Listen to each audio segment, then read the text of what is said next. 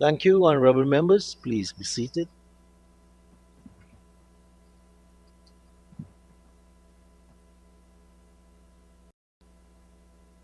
It's now the turn of the honorable member, Mr. Jermaine Figuera, to make his contribution. Honorable member, you Thank may you. commence.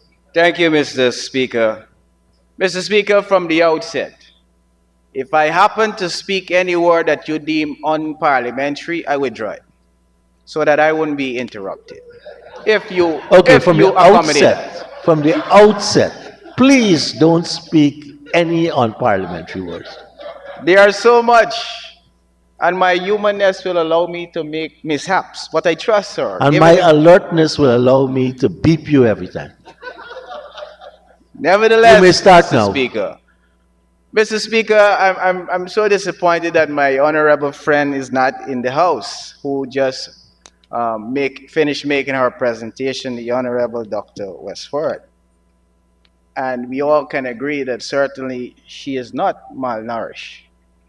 Secondly, Mr. Speaker, she made mention of the fact that when the Honorable Member Sarbo Hali took office, in 3 weeks, some public servants were fired.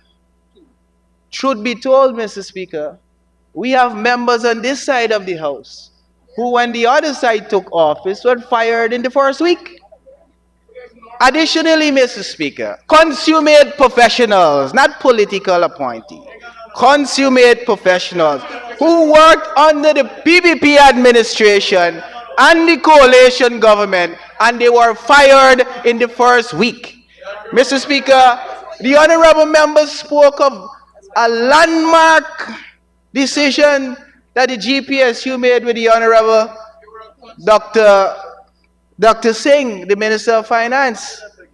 A landmark decision.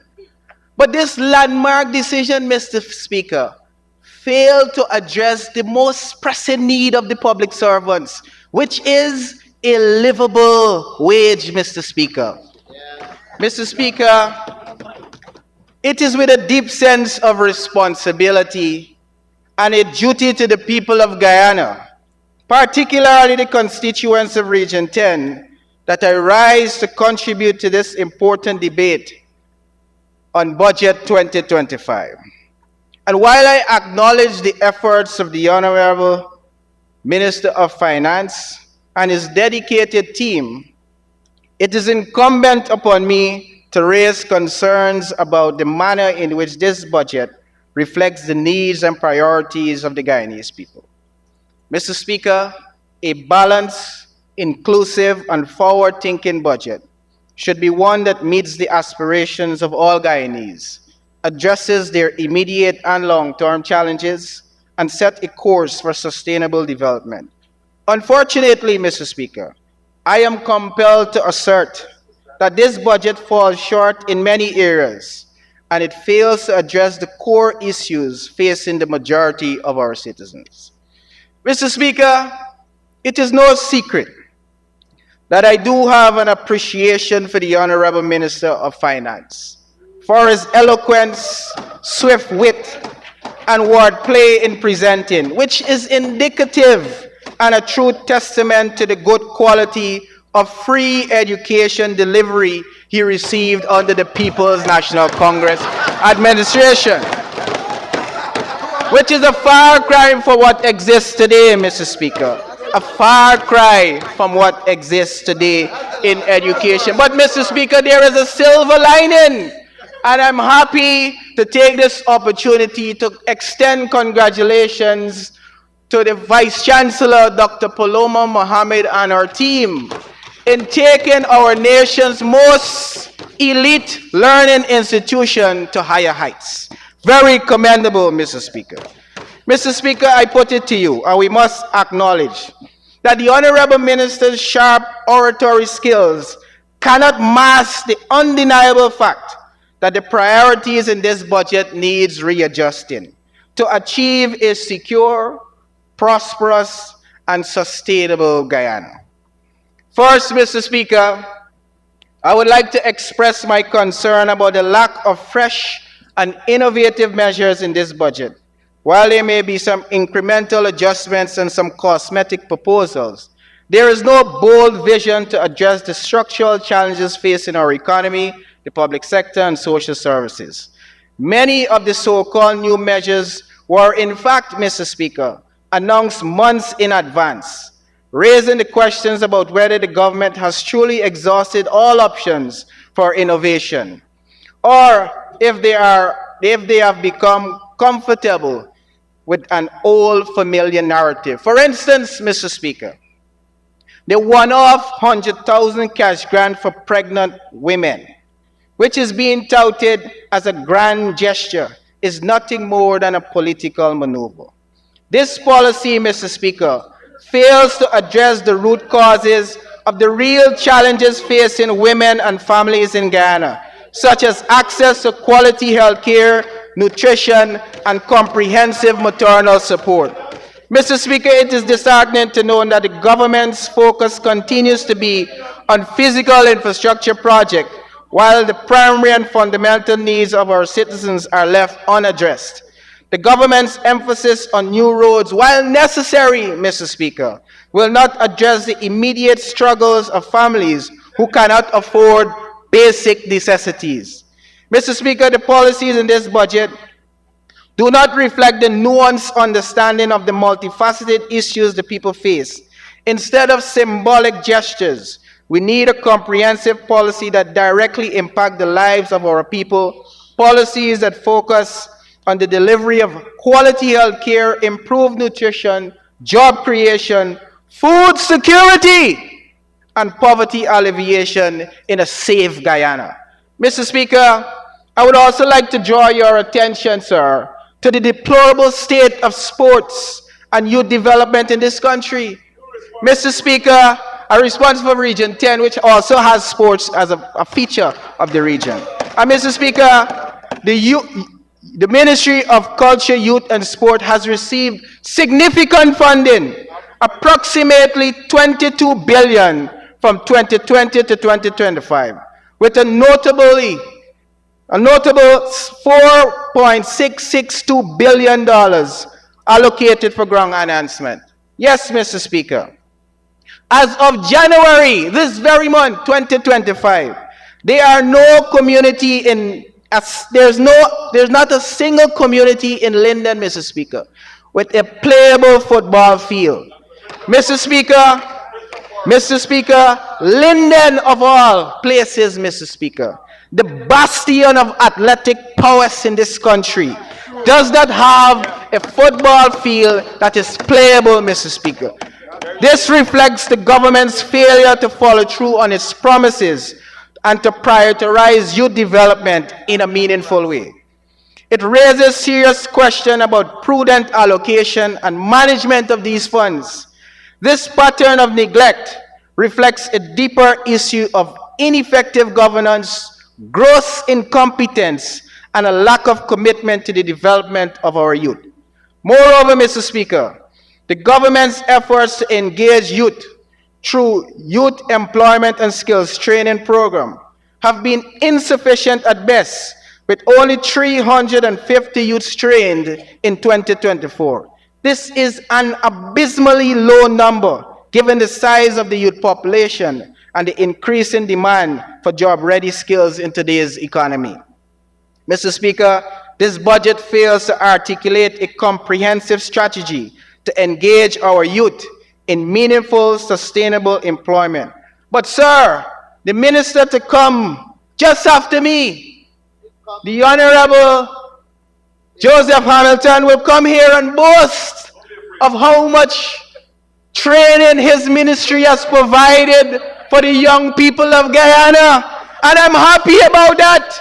But what I would be most equally happy about, Mr. Speaker, is for him to say to this House, how many of the very youths you would have trained are benefiting from their own businesses and have permanent employment? Mr. Speaker, some of the students this ministry would have trained are some of my past students, and I'm happy. They're skilled at construction, operating excavators and such like. But the sad reality is that Linden Enterprise Network, Mr. Speaker, with millions of dollars are unaccessible.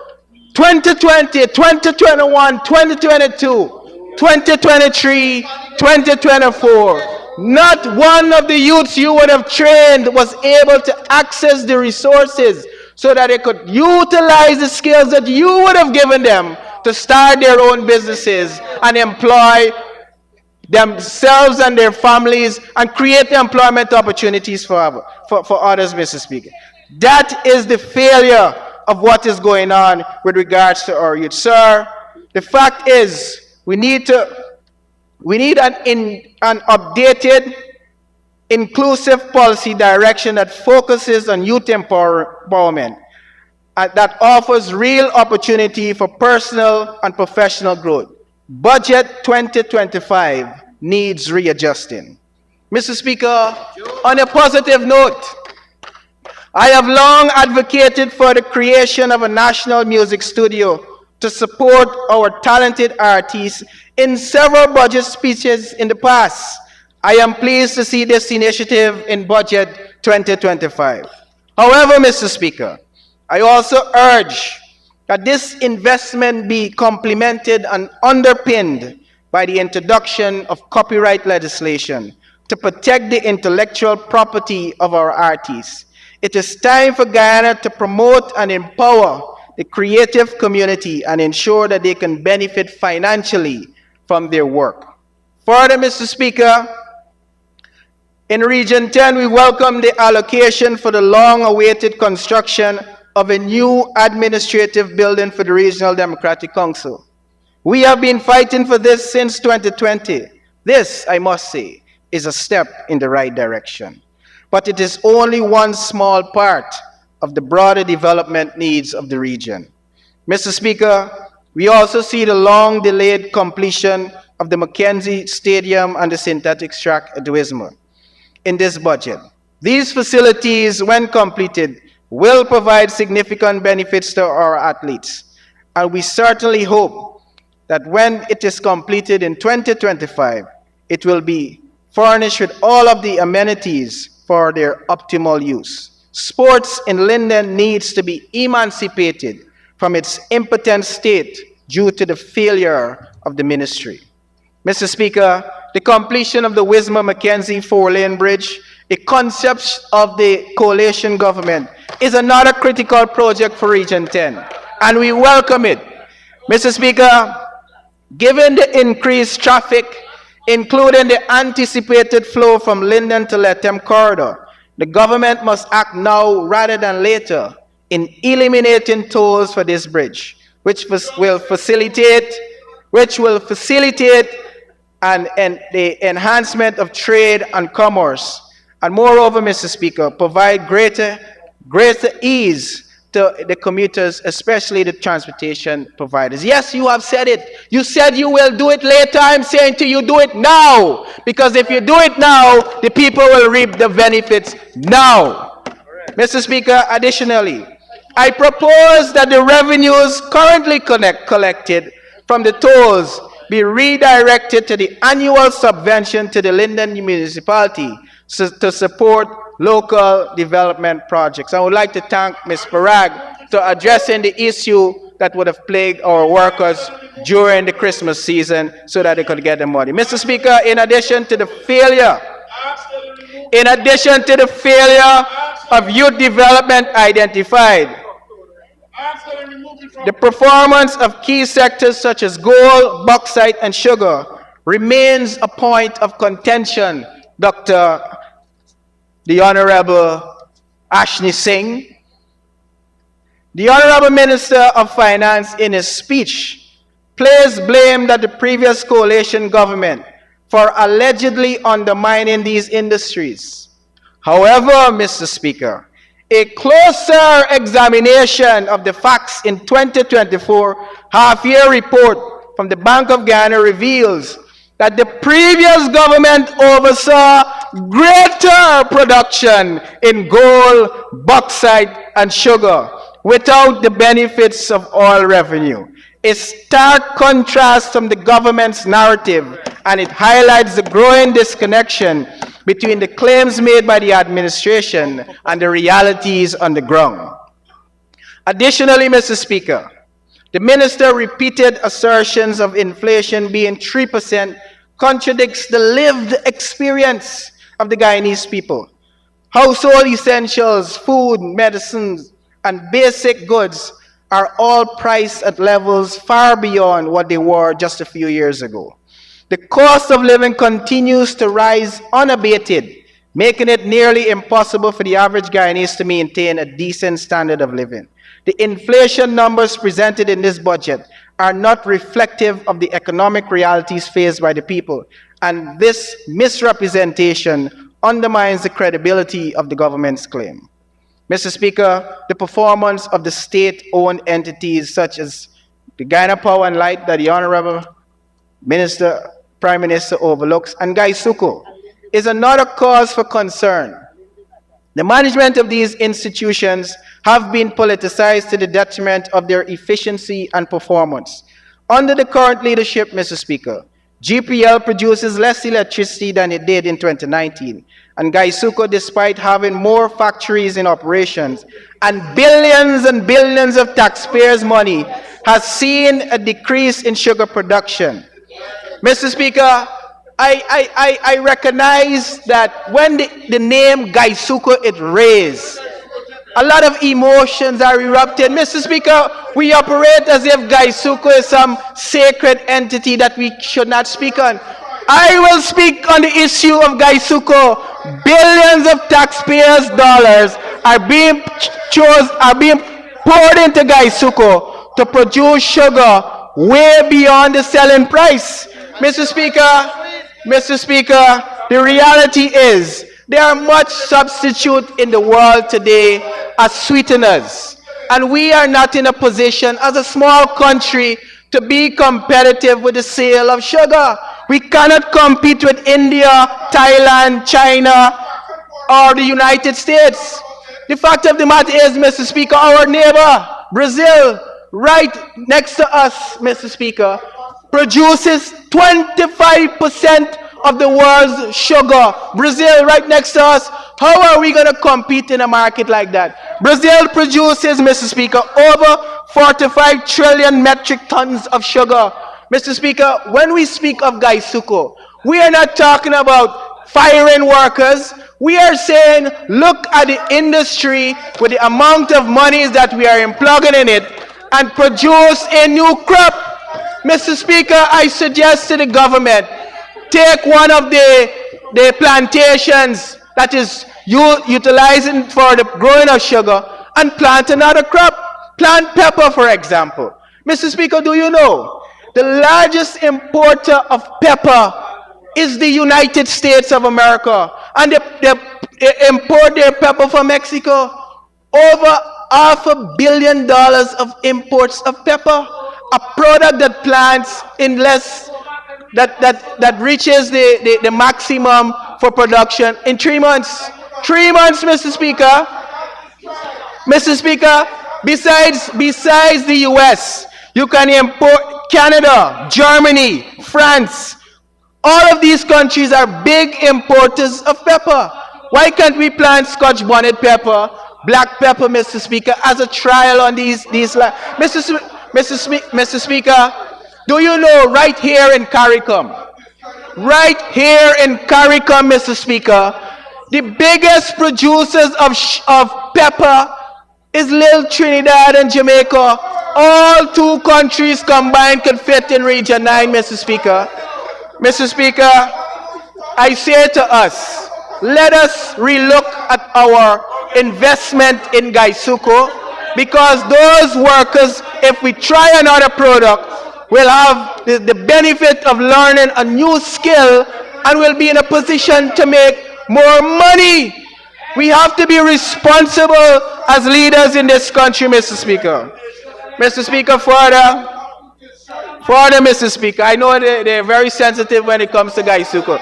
Mr. Speaker, the education system, while receiving considerable allocation, continues to experience declining outcomes.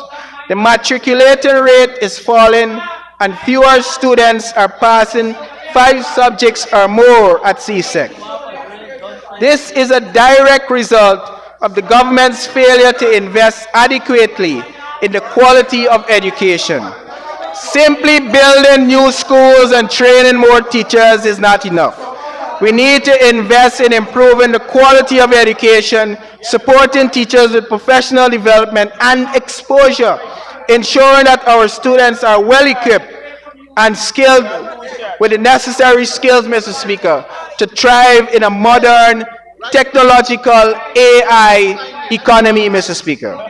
Mr. Speaker, as we look to the future of our country, it is clear that the government needs a sustainable strategy to achieve food security and reduce cost of living. Mr. Speaker, Region 10 has significant agricultural potential, and the government knows this. The Honorable Minister knows the potential of Region 10 when it comes to agriculture. The country's largest crop being supported by this government, soya and corn, is being grown in Region 10. So I say to the government, Mr. Speaker, it is very disappointing that they would allocate to the region such a paltry sum to the agricultural development in Region 10, Mr. Speaker. Mr. Speaker, we need the government to support our local farmers, ensuring that they have access to all of the lands that millies hide out, Mr. Speaker. Provide them with the necessary infrastructure. Mr. Speaker, the issue of cost of living is not a very difficult issue, you know. It requires basic economics. Mr. Speaker, if we plant more, we increase the supply, the demand decreases, the price decreases. There are so much cash crops that we can grow in less than 3 months and 6 weeks to solve the issue of high cost of living, giving the people of our communities where we live an opportunity to gain regional food security. Give the region the resources to invest in livestock, invest in poultry, invest in aqua farming. Region 10 has the people, it has the skills, but they need the opportunity. We call on the Honorable Minister. I will get the people for you. I will get the young people. Give them an opportunity to get involved in poultry farming, in aqua farming, so that they can produce and satisfy the demand for food security in the region. Yes, get emotional.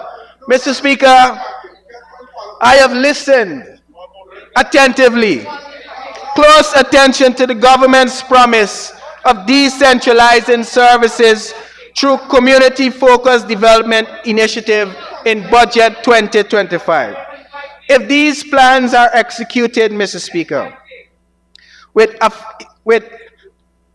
the local leadership such as the CDCs, NDCs, municipal councils, RDCs, then there is potential for transformative change that can directly benefit the people. I urge the government, Mr. Speaker, to ensure that these programs, these community programs that they will endeavor to do, will genuinely have the participation of the local leadership. They are intimately connected to the realities on the ground, and they can help bring the... Honorable member, the reality on the ground is you'll need an extension. Comrade Speaker, I move that the honourable member be given Thank 5 you. minutes to conclude. Thank you so much Go ahead, sir. for your graciousness, Mr. Speaker. And despite all of the rubber rousers, I will not be distracted. I will not be distracted in bringing to this budget ideas, transformative ideas that will benefit the people of Guyana and the people of Region 10. Mr. Speaker, I urge the government to reconsider its approach to this budget. While there are some positive aspects, such as the investment in infrastructure and the commitment to developing new schools, health centers, hospitals.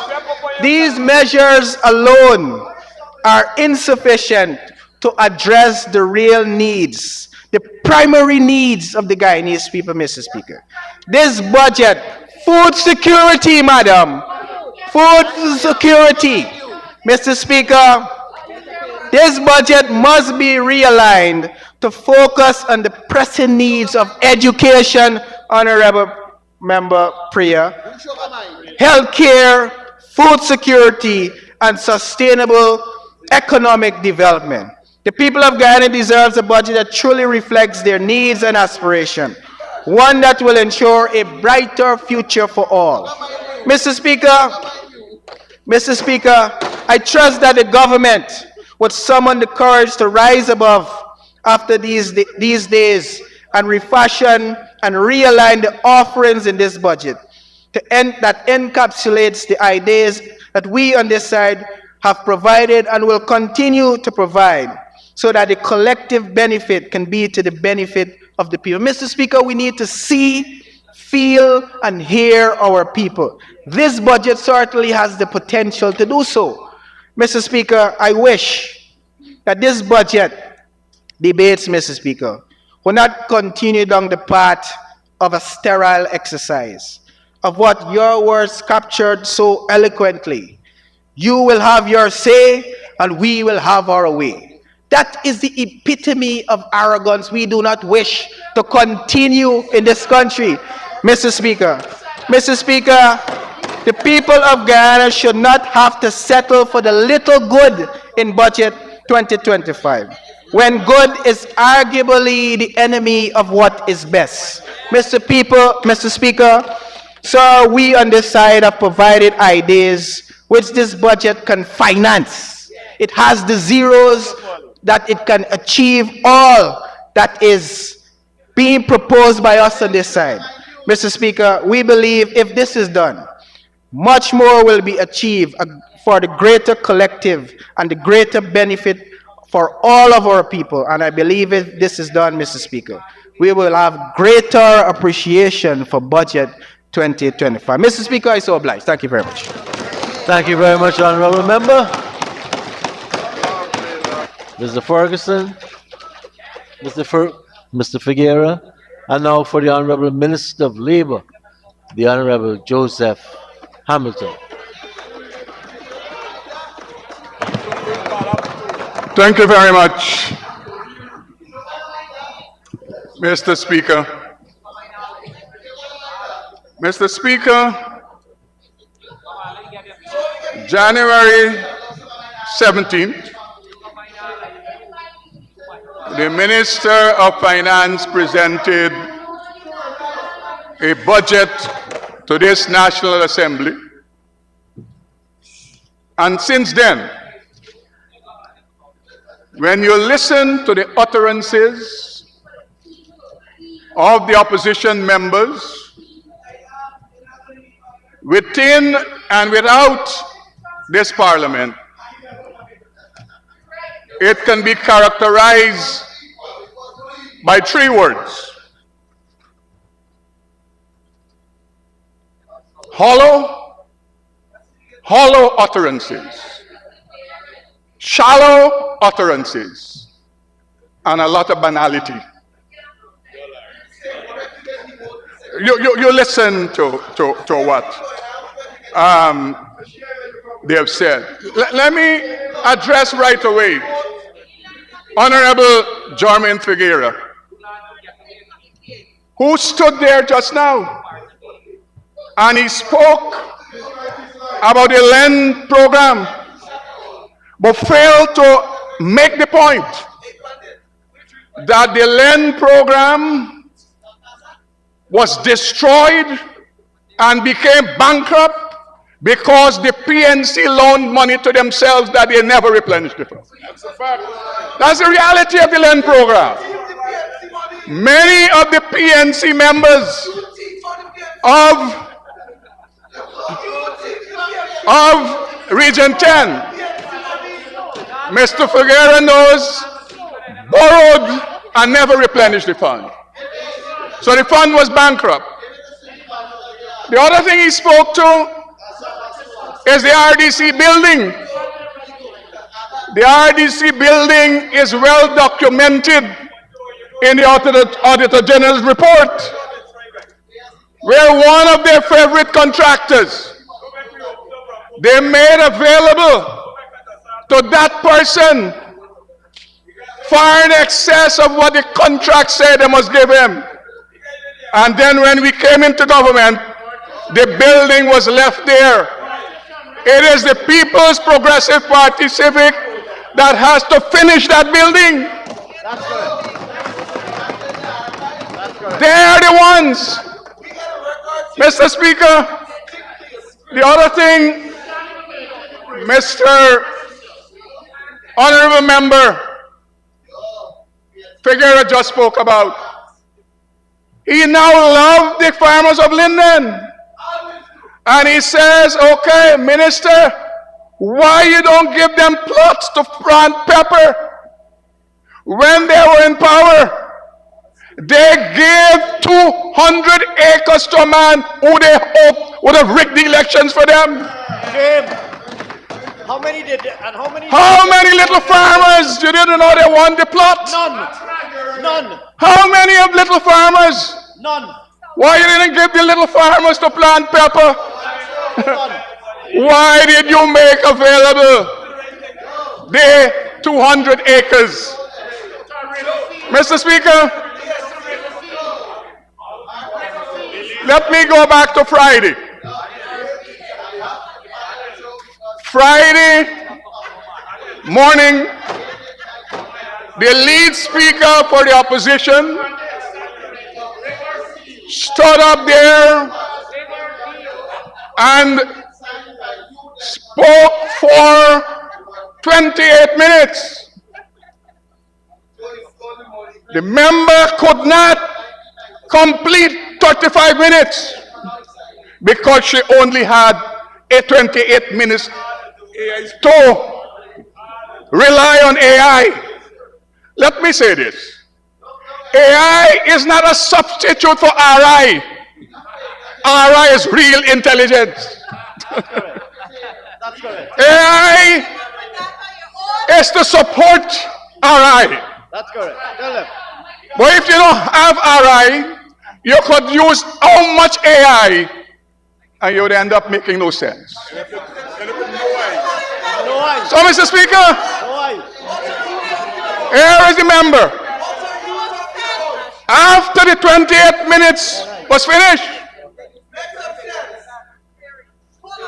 the member could not string 2 words to speak to the budget on her own. Could not in 2 minutes string 2 words to speak to the budget. Tell them, Joe. And then she could not have asked for a 5 minutes extension. Mr. Speaker, then you have the Honorable Sherrod, you have the you have the Honorable Sherrod Duncan. Can't touch it. They can't. He stood in his house and his grand moment in his 20 minutes. His grand moment in his 20 minutes was to tell us that he studied law at the University of Guyana. But the reality is, Mr. AG, since 15 years ago, he studied law, but 15 years after, he's yet to be a lawyer.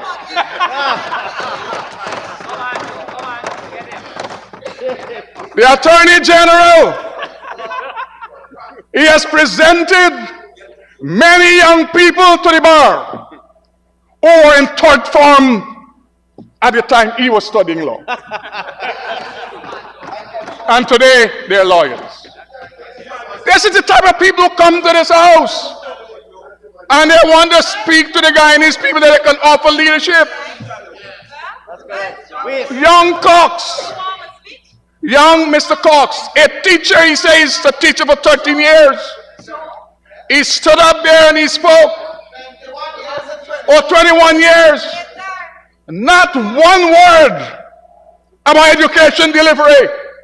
How we can help the educational system. But it's grand moment. I'll come to labor in a moment. You would not direct how I speak to you. Tell them. You will not direct how I speak to you. Honorable member, Mr. Cox, his grand moment was this. You all gave $100,000. We would give $1 million. Add another zero and a comma. Ojo, you know numbers are not a strong point. He couldn't say, and none of them can say, Not a strong point. where the money will come from. Now you come 6 budget. This How would they finance you come 6 budget. his other zero You come for 1 and his comma? That is the kind of hollow and shallow conversation. competence, man. Incompetence. The honorable opposition leader, Up to incompetence. the honorable opposition leader, I happen to go through 2 minutes of agony and pain. Looking at him, attempting to decipher and analyze, not the budget, attempting to decipher and analyze just the tax measures, Honorable Dr. Ashley say. And when I heard the gentleman, Bishop Edgehill, the only thing that came to my mind is the shortest scripture in the Bible, Jesus wept. That was the shortest, the opposition leader, Honorable Prime Minister. Not analyzing the budget, analyzing just the tax measures in the budget, and was convolution and confusion. Confusion in the place. Mr. Speaker, this is what we have to deal with. The second point I want to make is, every time we speak, as my colleague Onet Waldron spoke about their deeds, You can't take it. Look, all are running. Look, all are running. Can't they say that, running. Look, you're running. Onet, why you have to say that? Last week, Ashley said it. We have to say it consistently because we would not allow you to rewrite the history of this country. Tell them. That's correct. Tell them. So all of us would say it, that you all tried to rig an elections. Yes, tell them. All of us will say it, We will. that you all take away children's money. Yes, All of us will say it, and we will keep saying. that you deprive old people from their subsidies. All of us will say it, And we will keep saying. that you took away the bonus from the disciplined forces. All of us will say it, And we will that you put VAT on educational items and you put VAT on medical items. That's correct. Because we will not allow you. We will not allow you to rewrite the history of this country. And let me say this to you. Shameful legacy. We are committed to, when the children are born, and the same time we're giving them the $100,000, we will tell them about your sordid deeds. Oh yes. Oh yes. Oh yes. So every generation would understand who and what you are. Who and what you are. That's correct. That's correct. From birth, Who and what you are. Who and what we will tell them who and what you are. and what you are. That's correct. That's correct. Mr. Speaker, Mr. Speaker, Bandits. they love the workers, they say. Who and what Yet bandits. they disbanded the Ministry of Labor. They love the workers. Yes, yes, yes. They love the workers. But First time in the history of this country, no Ministry of Labor. from since independence, Not the Ministry of Labor. from since 1966. But they love the workers now. The people over there in their wisdom love the workers, They love the workers now. but they disbanded the Ministry of Labor. How? How? They love the young people. How? They love the young people there. But How will people believe you? Your deeds. That's what we're speaking about. wonder they close down the Ministry of Tourism too. Mr. Speaker, Honorable Sarabo Haley, who spoke earlier, she delved into all the conversations about oil and gas. When we found oil, they came into government. Under them, the production of oil started. And all them fancy things she was talking about. How the labor sector must supervise oil and gas. They train nobody to do that. None. I mean, And they receive money to do do it. you believe these people? They receive money to do it. They're trained not of occupation safety and health officer Not one. who can go out there and inspect an FPSO or a drill ship. Not one. Not one. Not one. And Figueroa know She talks about the woes. and Figueroa know why he's sitting She talks about the woes of the workers. on time. They didn't train not one labor officers who can go and do inspection on the FPSOs and drill ships. And they come here with their pretense. Correct. Mahipal flick. I can report to this National Assembly Flicking paper. that presently, Behind him and under the People's Progressive Party Civic, we have 9 officers that can visit those drill ships. tell them, Joe. 9. And you want to know why you're sitting over there and will be 5 there? OSH officers and 4 labor Why you'll officers. be sitting there for 50 more years? Mr. Speaker, You want to know why you're sitting over there? in 2024, those officers made 9 visits to FPSOs and the drill ships out there. And already a plan is in place for them to do 8 such visits in 2025. And Mr. Abu Ali came with crocodile tears crying about the workers. Yes, she was crying. Every time she speaks about me, she cries. I don't know why. That is it. And then she went into Honorable Member Sarabu Ely. Spoke to technical and vocational education and training. Imagine. You have to be you have to be brazen and brass-faced to speak about that matter. Brass face. Well, let us check the record. In 5 years, the people over there, excluding Honorable Member Chanda, we are excluding her. And yes, we are excluding her. And the Deputy Speaker. Anything I say are excluded from my comments. Exclude Figueroa. He was only singing for you.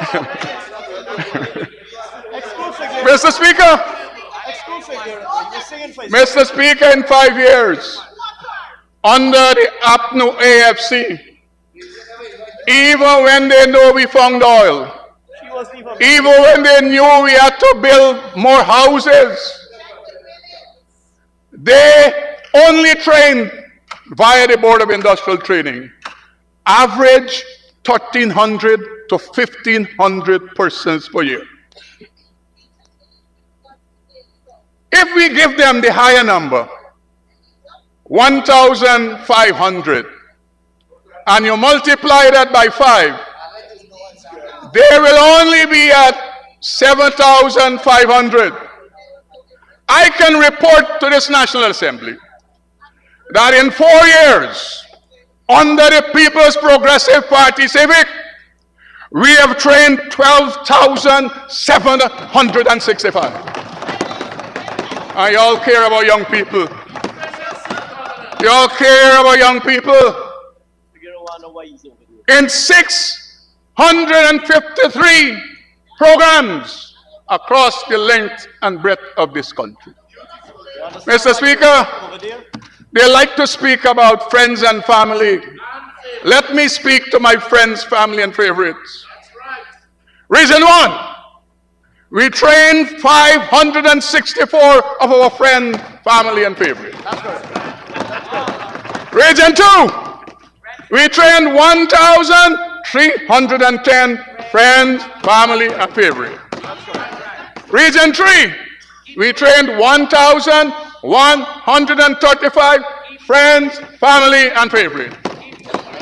Region 4, we trained 3,692 friends, family, and favorite.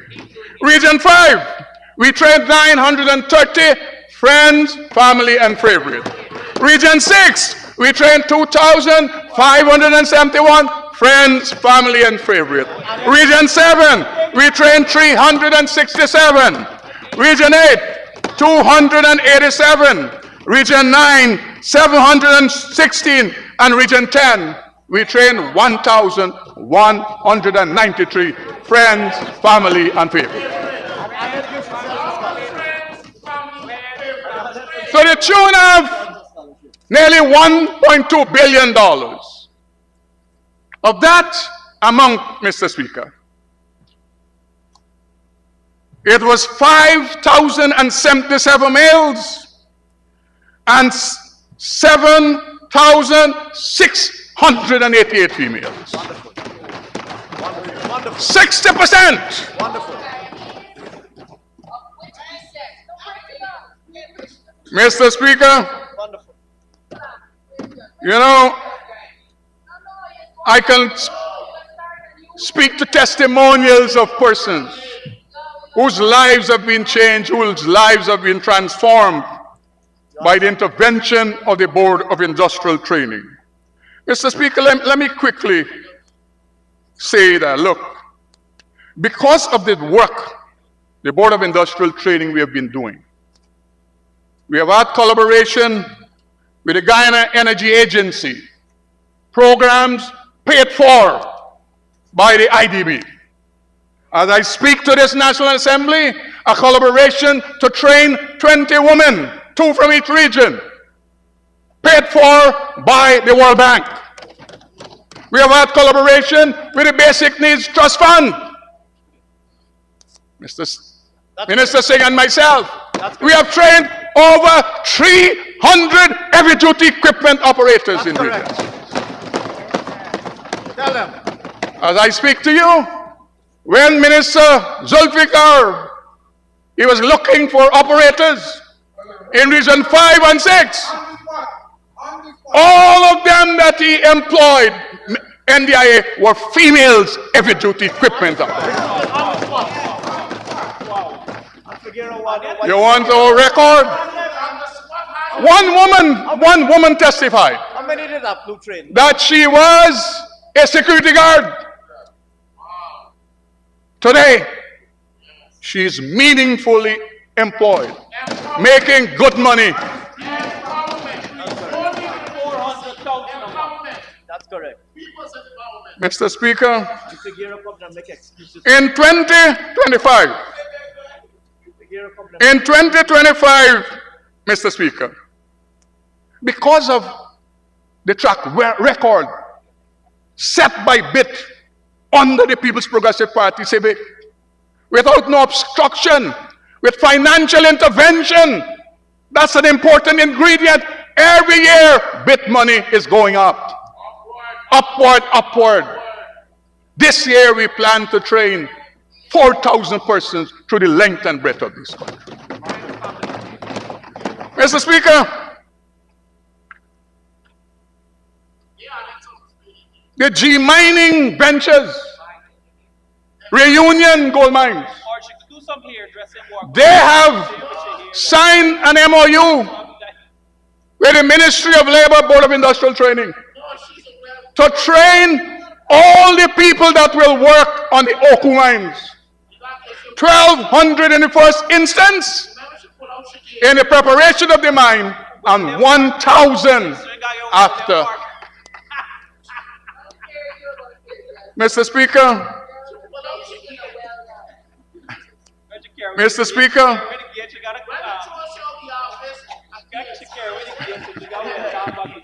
Imagine the Guyanese people throw shield and Norton throw shield. so Mr. Speaker, in 5 years, what is happening now, they denied the Guyanese people that. Those people on the other side, what is happening now? They denied the Guyanese people that. Mr. Speaker, we have programs also geared for retirees to reskill them so that they can go back into the world of work. And so I can say to this National Assembly that the highest point where people live in this country, Kurukubaru, we have executed training programs there. Keto, Paramakatoy,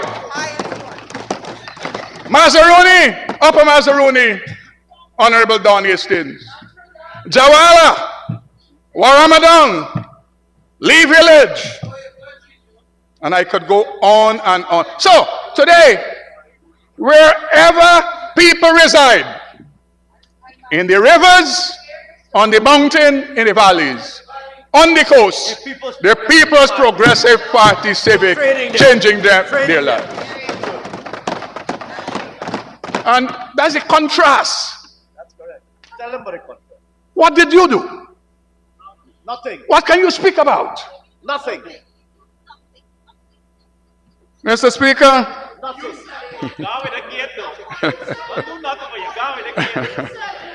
Mr. Speaker, let me go back to occupation safety and health. That is very important in the scheme of things in this national development drive. When we went back into government in 2020, even with the oil and gas economy, the Ministry of Labor OSH department had only 9 OSH officers to supervise this whole country.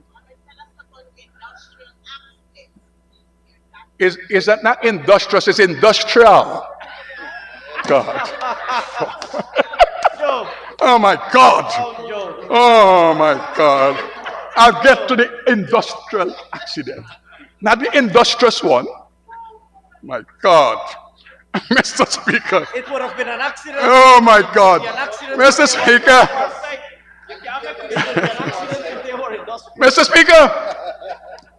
The Occupation Safety and Health Department now, we have authority from the Public Service Ministry to employ 32 staff members from 9. In every region, except for Region 8, the Ministry of Labor, we have offices established here.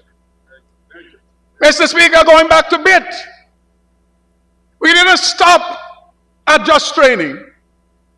We presented to the Ministry of Finance a program to ensure that we can start constructing our own training buildings. And I can report that Unity, Mahaika, we have a training building. We have a building, Mongripo Hill, Bartica, that will train the people for the Oku mines. We will commission a brand new building in New Amsterdam in 2 weeks' time. We have one that will be ready in 2 months' time in Koribotan. We have 3 contracts signed this year to build 3 buildings. One at Port Kaituma, one at Tushen, and one in Madhya. Mr. Speaker, the OSH department continues to give free service via lecturing and speaking to private sector and public sector. We have trained and ensured that companies now, they have health and safety committees, both in private sector and public sector. We have several collaboration with stakeholders in both public sector and private sector. We have done 1,381 inspections for the year 2024. Mr. Speaker, as I've said earlier, we did the inspections. Workplace accidents, 543 accidents reports were received, and 176 were investigated, including 32 fatalities. We are concerned that we had a decrease in 3 years. In 2024, there has been an increase. And that is what we'll try to ensure, that those numbers go down in 2025. But whilst we have had 32 fatalities, there was a 5% decline in the number of non-fatal accidents. Mr. Speaker, if I go to the labor front, in 2024, we have recouped $31.7 million for workers from employers. And in 4 years, we have recouped over $200 million for workers. Mr. Speaker, the Labor Department conducted 3,131 inspections in various industrial, Honorable Member Anel. Work site. Not industrial establishments across Guyana. We surpassed our target by 15% and also increased inspection activities by 25% when compared to 2023. Mr. Speaker, important to note is that the Department of Labor, the Chief Labor Officer, has countersigned some 34 collective labor agreements, including the ones with the GTU and the Ministry of Education. Even though you all created political obstruction and destruction. That's correct. Tell them. We have just signed a 3-year agreement with the Guyana Public Service Union. Even though you over there would want to utilize the workers to create destruction on your behalf, hoping that somehow that can aid and help you to get back into power. But the people see you now. You will not be able to cover for them anymore.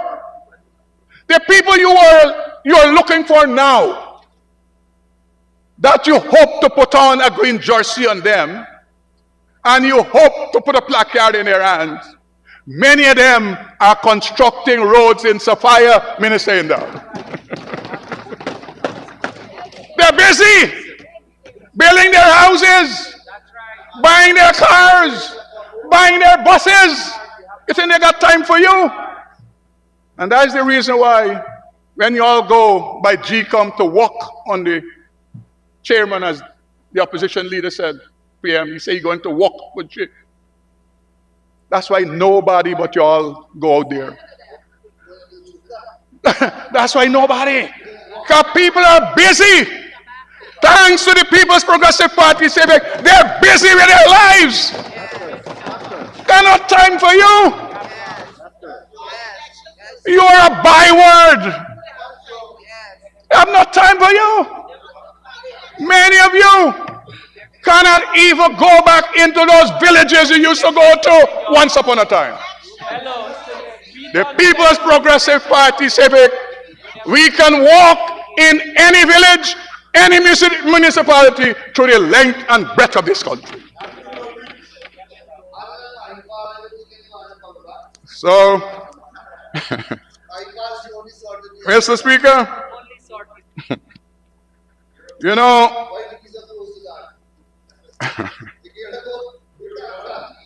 regarding, Mr. Speaker, the Central Recruitment and Manpower Agency, and let me just say quickly, Honorable Member Jorman Figuera, of the 12,742 persons we have trained, our tracer study informs us that 73% of those persons are meaningfully engaged, they're employed. At this point, Minister, we'll need an extension. Mr. Chairman, I'd like to ask that the honourable member be given 5 minutes to continue and conclude his presentation. Thank you, Minister Teixeira. Honorable Minister, please, you may continue. Thank you very much, Mr. Speaker. Mr. Speaker, the Central Recruitment and Manpower Agency has been going through the length and breadth of this country, ensuring we engage young people in job readiness program. When you disbanded the ministry, nothing like that happened. Mr. Speaker, through our job bank app, we have been able to employ several hundred persons.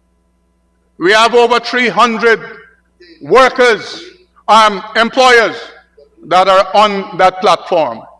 All of that service we give for free. We train them in proper resume preparation, CV writing, interview techniques. Mr. Speaker, at the level of the co-op department,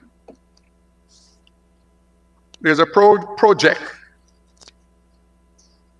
executed by the AG Chambers, the Ministry of Housing, CHPA, and the Ministry of Labor, where we have committed to ensuring that every citizen that lives in a co-op scheme, they will get their title and their transport.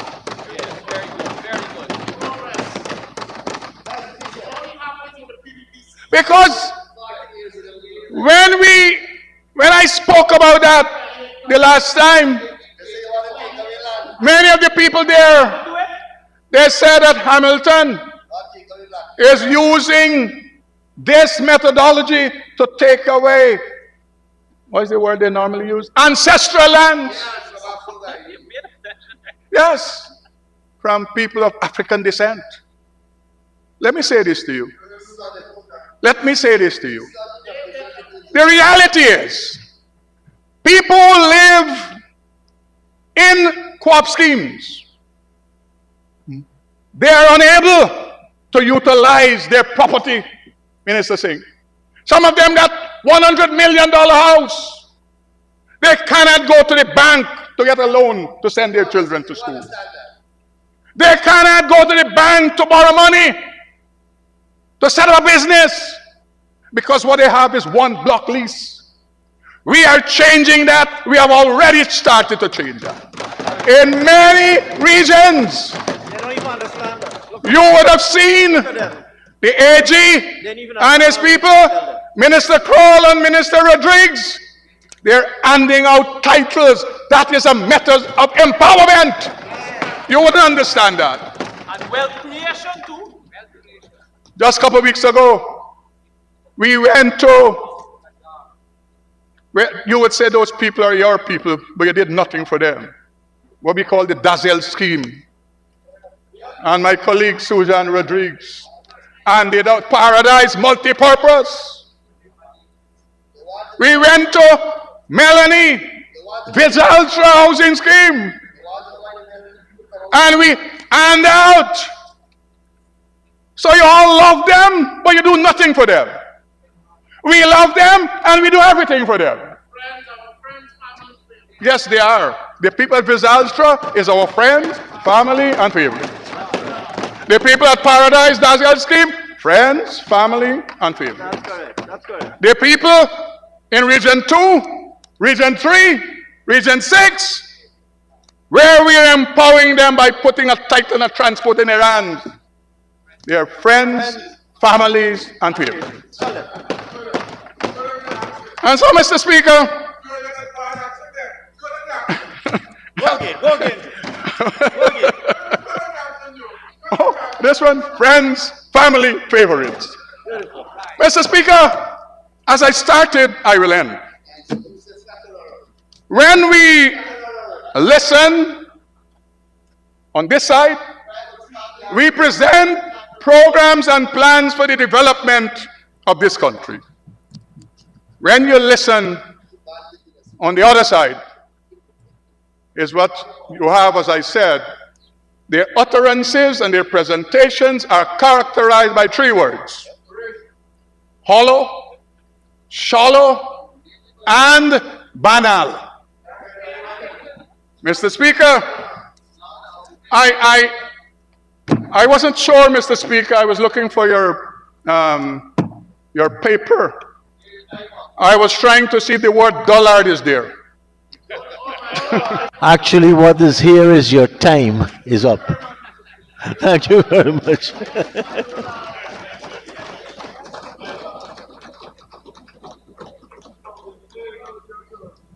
And now for the honorable member, Miss Maureen Philadelphia.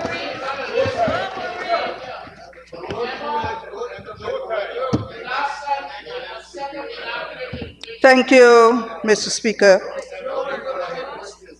I rise today as a representative of Region 4, a region that is both the economic engine of our nation and a microcosm of the challenges faced by ordinary Guyanese. While I'll acknowledge the government's efforts in presenting this budget, I must with a heavy heart highlight the areas where it falls short in addressing the pressing needs of my constituents and the nation as a whole. From the onset, sir, it is clear that the gap between the affluent and underprivileged has significantly widened. This budget, Mr. Speaker, while ambitious in its scale, lacks the vision, inclusivity, and equitable resources allocation required to truly uplift its citizens, and I mean every citizen. It is a budget that speaks of progress in numbers, but fails to translate those numbers into tangible improvements in the lives of the people in this dear land of ours. Today I stand here not to oppose for the sake of opposition, but to advocate for fairness and accountability. The passion of my critique is rooted in hard facts, supported by evidence, and aimed at fostering constructive dialogue for the betterment of our people. Mr. Speaker, the legendary Buju Banton once sang, "Who can afford to run will run, but what about those who can't? They will have to stay." These words resonate deeply with the people of Region 4 and Guyana at large. They remind us that progress is not just about grand projects and record-breaking figures.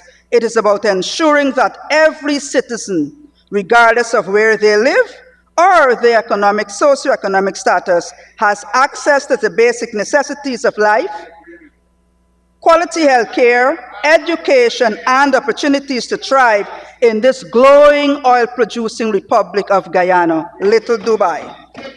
Sir, my colleague, the Honorable Valdo Lawrence, reminds us that the cover of this book tells us its content. When I look at the cover, Mr. Speaker, I see what it appeared to be a fan. A fan does 2 things. It provides you with cool air and blow away everything in its path.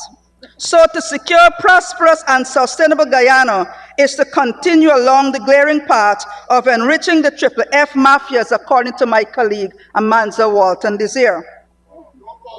It is clear evidence that there is a stark disparity between the government's rhetoric and the lived experiences of the ordinary citizens. While the headlines boast of economic growth and grand infrastructure projects, the reality for many Guyanese is one of struggle to access basic services, struggle to make ends meet in the face of rising cost of living. This budget, Mr. Speaker, falls short of delivering that promise. It is a budget that prioritizes the few at the expenses of many, leaving behind the very poor who need support the most. Today, I will shine a light on the critical areas of health education, youth, and administration, with particular focus on Region 4.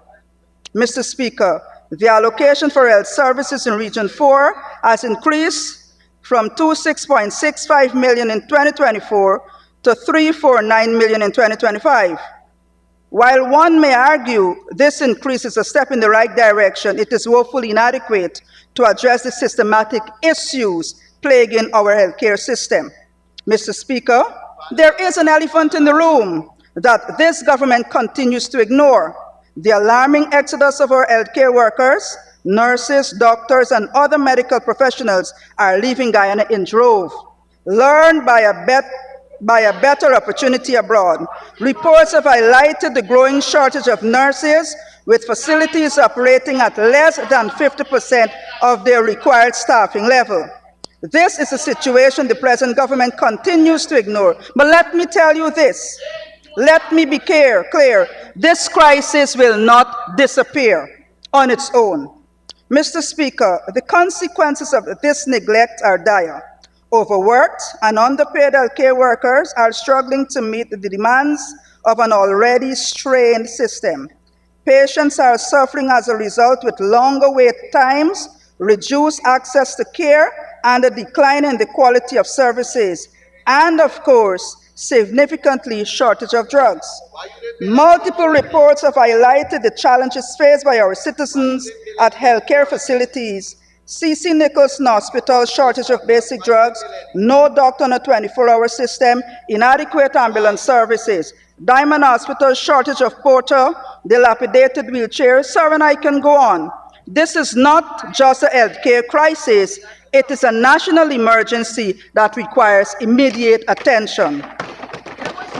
I'm reminded in my Sarah Brown voice, 592 is not Georgetown, and Georgetown is not Guyana. Even though 12 new hospitals were built, it did not solve the health crisis. Education. The education budget for Region 4 has grown to 494.03 million in 2025. I must say, the issues plaguing our schools remain persistent. Millions of dollars were spent to construct non-prem nursery school last year for a September opening, but it is not yet operable. Overcrowded classrooms, broken furniture, dilapidated sanitary facilities, and inadequate technological resources are depriving our children of a quality education. There is even an outdated non-academic standard. As a lifelong educator, this matter is particularly close to my heart. I have dedicated more than 32 years nurturing young minds and ensuring that every child has the opportunity to reach their full potential. That is why it pains me to see our education system falling short of its promise. A recent study conducted by the Ministry of Education revealed that the matriculation rate for secondary school students in Guyana stands at 62%. This means that nearly 4 out of every 10 students are leaving school without the qualifications needed to pursue higher education or secure meaningful employment. This must be changed now. Our young people are crying out for opportunities to learn, to grow, and to contribute to their communities. Yet this government has turned a deaf ear. To their plea. Youth development and sports are the cornerstone of our thriving society. While the national allocation for youth programs is 1,234 billion, the lack of targeted investment in grassroots initiative for Region 4 is a glaring omission. Mr. Speaker, I know that the former director of sport has been given a promotion and now sits in this August assembly. While I congratulate him and wish him well, let us not pretend that his tenure as director of sport of youth was anything but underwhelming. If his performance in this role is any indication of what we can expect in this House, then we have little reason to hope for progress. This is not an exaggeration, Mr. Speaker. Take a walk through any of the communities on the East Coast, whether they are aligned with the government or the opposition, and ask the young people about the opportunities for training and development that they have been provided to them over the last 4 years. You will be met with blank stares. The harsh reality is that our young people in Region 4 and by extension across Guyana have been neglected. Sir, I spoke about Paradise and Belfield Housing Scheme Playfield in my 2024 presentation. Belfield Playfield was fenced and sand-filled. And you know what? The Honorable Ramson came like Nicodemus on the 26th of October in a circus and over. It was a picture moment as usual. The facility is without water, light, sanitary and change facility. As a matter of fact, it is once again overgrown with vegetation and permanently locked. The youths cannot have access to the playfield. Honorable Ramson. And that's PPPC for you. Mr. Speaker, this is not how we build a future for our young people. This is not how we empower the next generation to lead our nation forward. And certainly, this is not how we secure a prosperous and sustainable Guyana. Our youth deserve more than opportunities and empty promises. They deserve real opportunities for training, development, empowerment, and employment. They deserve a government that prioritizes their needs and invests in their potential. Mr. Speaker, the time for half measures and empty gestures is over. Our youth are watching and they deserve better. Let us not fail them. Administration. I must lend my voice to highlight what I believe is a tragic situation playing out at the regional and the municipal levels across our country. Mr. Speaker, far too often we are confronted with the tensions between regional executive officers and democratic councils, regional executive officers and regional chairmen, and tensions between mayors and town clerks. These conflicts are not coincidental. They are the direct result of a system that prevents councils from functioning as they should. It is a classic case of the letter of the law being used to undermine the spirit of the law. These tensions, Mr. Speaker, are not just administrative hiccups. They are systematic failures that hinders progress and development. The root cause is simple.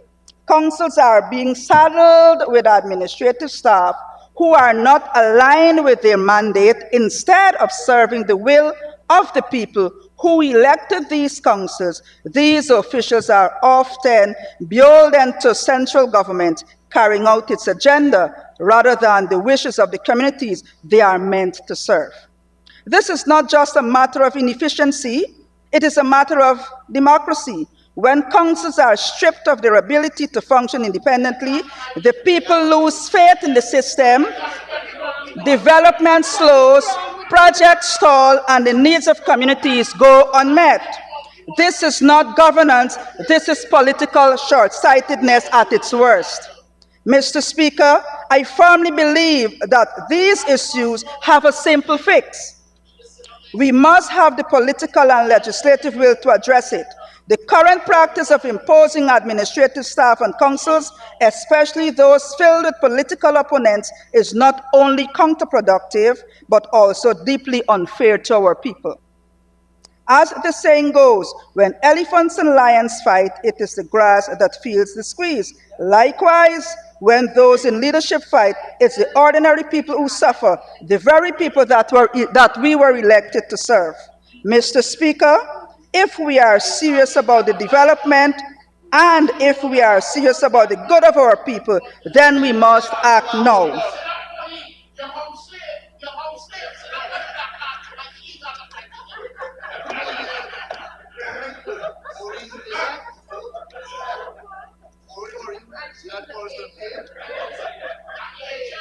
Our children deserve an education system that equips them with the skills and knowledge needed to thrive in this 21st century, regardless of them being differently abled. Little Rondell, who is on the autism spectrum, was placed on the home program, and 3 years later, only once his status was checked. As a matter of fact, he has to attend therapy twice per week at a cost of $20,000 per week. As if this is not enough, his mom was boldly told when she visited to query about his PD payment, "Mom, you don't need this." "Sir, this service is needed and it's not offered by the government." "Sir, this is just one of the many horror stories told." A hard fact, Mr. Speaker, differently abled children are left to the mercies in every region outside of Georgetown. Yet the slogan is "Because we care." Honorable Priya Manichan, Central program will not suffice. Honorable Findia Prasad, Central program will not provide. We must fix it and fix it now. Before I go, Mr. Speaker, I would like to make a few recommendations in which a coalition government with a people-centered strategy will put in place. I propose the government must establish transparent and accountable mechanisms to ensure that youth programs are properly implemented and monitored. Second, we need to invest in long-term training initiatives that provide young people with the skills needed for the modern work, particularly in areas like technology, renewable energy, and creative industries. Finally, we must create partnerships with the private sector to provide internships, apprenticeship, and jobs placement for young people. The government must invest in energy, healthcare infrastructure, emergency healthcare infrastructure such as mobile health units to serve rural and underserved communities. These units can provide essential services like vaccinations, maternal care, and chronic diseases management. Second, we must prioritize funding for preventative care programs targeting chronic diseases like diabetes and hypertension, which disproportionately affect our citizens. Finally, there should be enhanced training and recruitment for healthcare professionals, particularly in specialized fields, to address the critical shortage of doctors and nurses. Launch an e-learning pilot program in underserved schools, leveraging technology to bridge the digital divide. This program could provide tablets, internet access, and digital curricula to students in rural areas. Second, we must expand teachers' training program to equip educators with the skill needed to integrate digital tools into the classroom. Finally, there is need for equitable funding for special needs education, with dedicated resources for staff training and infrastructure development in every region. There must also be packaged with home community program. Sir, with my good conscience and the people's representative of Region 4, I cannot support this budget as it is. I thank you.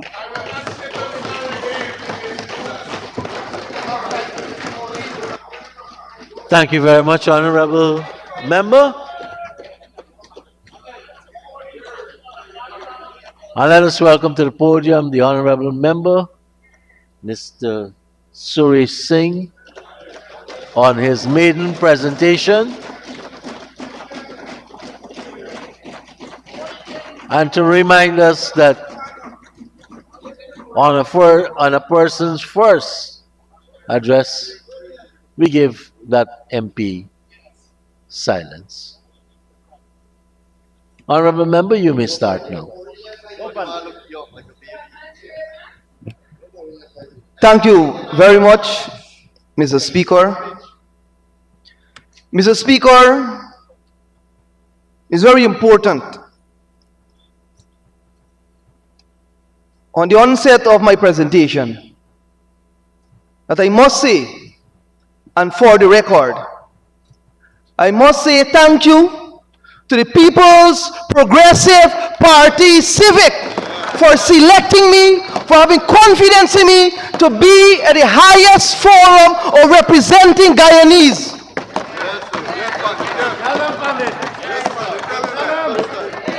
Mr. Speaker, Mr. Speaker, from the onset again, another point. I must extend congratulations to no lesser a man than His Excellency Dr. Mohammed Irfan Ali for his dynamic, for his youthful and excellent leadership across his country, across the Caribbean, and across the globe. And I must say thank you on behalf of all Guyanese also to Dr. Ashni Singh, the Honorable Dr. Ashni Singh, and his staff at the Ministry of Finance for working with dedication and providing a budget, producing a budget, compiling a budget for all Guyanese. For all Guyanese. Mr. Speaker, Mr. Speaker, it is appropriate for me now to speak on a topic that is on debate right now. A topic that none of the honorable members on that one side will ever understand. You know why, Mr. Speaker? They are merciless. They are merciless. And the People's Progressive Party Civic is merciful. I came and I am from, I was born, Region 4, East Coast of Demerara. Enterprise, a sugar producing community. And when you shut down the sugar estate, you not have only affected 7,000 sugar workers across this country, you affected my village, you affected my family, and you have affected me. My father went home because of your callous, heartless attack, and that is on you. You are merciless. You are merciless. Mr. Speaker, on an average, 7,000 sugar workers, 7,000 sugar workers, a regular family will have 4 members of that family.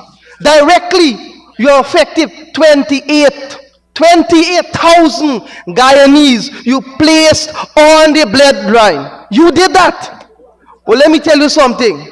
Again, I'm telling you, your side is merciless and we are merciful. And I'll give the nations examples of what we are doing to ensure we work for every Guyanese. Work for every Guyanese. We work to nurture, we work for upliftment, we work for empowerment of every Guyanese.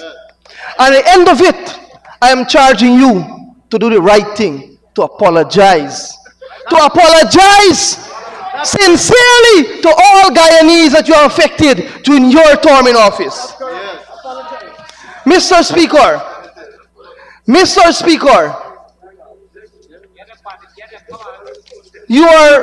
the previous speaker spoke about neglect, spoke about deprived. And that word, if we had a mirror here, would have bounced back right over the one side. Would have bounced back right over the one side. Mr. Speaker, they revoked callously the Because We Care cash grant. Is that merciful? Is that caring? You have neglected the people, the young people of this country. You have deprived the young people of this country. When we return to the office, we not only reinstate, we increased. And we have now moved it to $50,000 per child. And your favorite words rather, friends, families, and favorites. So I want to tell all young Guyanese, the 205,000 plus young Guyanese that will be benefiting from the cash grant and their parents. Indeed, the People's Progressive Party Civic is their friends, is their families, and we are your favorites, and we care for you, not the other side. We care for you. We care for you. Tell them about it. Tell them. Mr. Speaker, Since we have returned to office, our government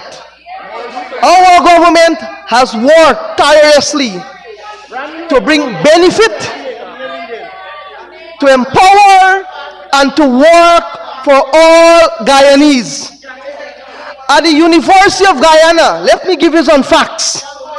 At the University of Guyana, my friends, since we have returned to office, 9,200 Guyanese would have graduated from the University of Guyana as of 2024.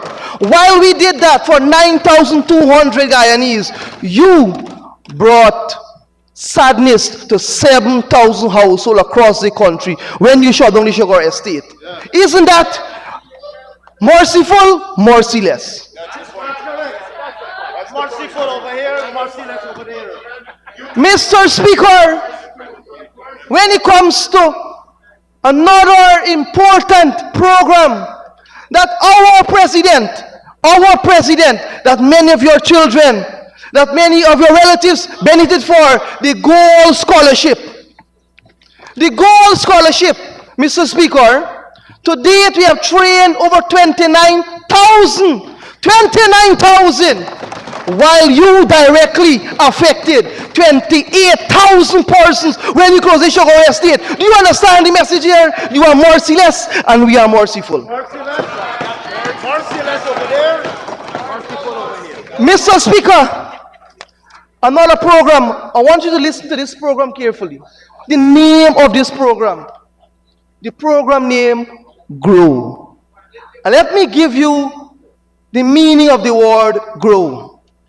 Get ready for opportunities to work.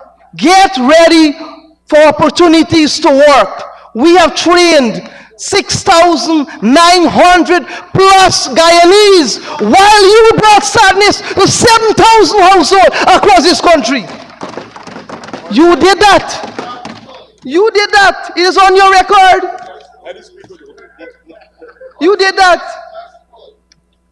Mr. Speaker, when you heard the other speakers from the other side, and if you listen to them alone, you want to know if the People's Progressive Party Civic is really doing anything for Guyanese. Is really doing anything for Guyanese. They are painting this picture as if they are the most caring, the most loving group of people. And that is an untruth. That is an untruth, especially when it comes to young people in this country. Especially when it comes to young people in the country. I will give you a record, Josh, so don't worry, I have it right here. But let me go to the housing sector to tell you what we have done for young people. We have distributed, Mr. Speaker, allotted over 41,000 house lots in this country. Over 41,000 house lots in this country. And my speaker, Mr. Speaker, more than half, 53% went to young people in this country. We're talking about over 21,000 young people benefited from house allocation from the government of Guyana, under the stewardship of our dynamic and youthful leader, Dr. Mohamed Irfan Ali. Mr. Speaker, let me give you the record. Let me put the record in the public record. The record, public record. 41, content of speech. I've noticed the honorable member using the president name over and over again. Please enlighten him. I am giving him the benefit of a first speaker where we all stay silent. Thank you very much, Mr. Speaker.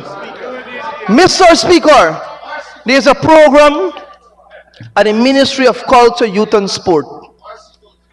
The program is called, listen carefully to my friends on the other side, the President Youth Award. Listen to the name, the first word. The President's Youth Award, Republic of Guyana. And whoever is the president of the day for Guyana, that person is a patron to the program. That person is a patron to the program. And you, on the other side, how do you feel yourself? You have failed your former president. Because in 2017, you killed the program. It is on the public record, you killed the program. And the People's Progressive Party Civic, relaunched the program, revived it. And let me tell you the records of what we have done. Let me tell you, for 2024 alone, Mr. Speaker, we have trained 5,028 young Guyanese in the program. In the 4 years. Friends and families. They are all our friends and families. Mr. Speaker, this particular program, I want to give a little context here, has roots in England, Duke of Edinburgh. It's an international program that you have robbed young Guyanese of. You have deprived young Guyanese of. You did that, not me. Merciless. You are merciless. And we have restored this program. We have now, for the first time after almost 6 or 7 years, we have brought back the expedition part of it. The expedition, the bronze, silver, and gold expedition. We have, proud to say, we have sent on the expedition 219 young Guyanese, and they're all proud of the People's Progressive Party Civic, and they are our friends, they are our families, and they are our favorites. That's correct. That's correct. Let me tell you one more thing again for young people. For our robotics and coding program, a massive program, Mr. Speaker, that we have created, we have established rather, 66 training hubs across this country. 66 training hubs in the last 3 years, because we all know what the COVID-19 period. And we are proud of our record in Ministry of Culture, Youth and Sport.